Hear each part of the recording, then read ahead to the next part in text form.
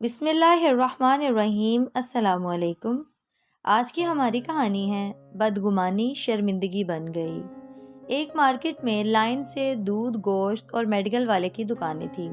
ایک مستحق شخص جب بھی دودھ والے کی دکان پر آتا تو دودھ والا اسے دودھ مفت دے دیتا، گوشت کی دکان پر آتا تو گوشت مفت مل جاتا، لیکن میڈیکل سٹور والا ایک گولی بھی اسے مفت میں نہ دیتا تھا۔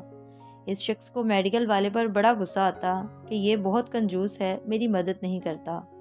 اچانک میڈیکل سٹور والے کا انتقال ہو گیا اور اب وہ مستحق شخص دودھ اور گوشت کی دکان پر گیا تو انہوں نے اسے مفت چیزیں دینے سے انکار کر دیا۔ یہ پریشان ہوا اور اس تبدیلی کی وجہ پوچھی تو بتایا گیا، تمہیں سامان مفت میں نہیں ملتا تھا، بلکہ میڈیکل سٹور والا تمہارے سامان کے پیسے دے دیا کرتا تھا، اور وہ خود اس لیے تمہیں مفت میں سامان نہیں دیتا تھا تاکہ تم اس کے سامنے شرمندگی محسوس نہ کرو۔ وہ تمہاری عزت نفس اور اپنی نیکی کی حفاظت کرنا چاہتا تھا۔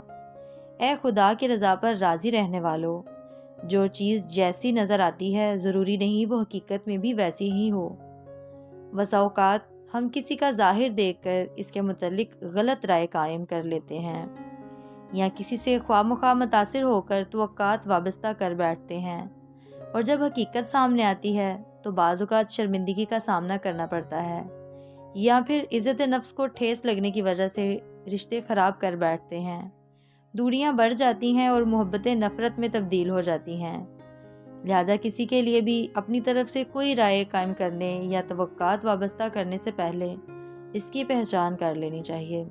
ویڈیو اچھی لگے تو اس کو لائک کیجیے گا، چینل کو سبسکرائب کیجیے گا۔ ملتے ہیں اگلی ویڈیو میں، تب تک کے لیے اللہ حافظ۔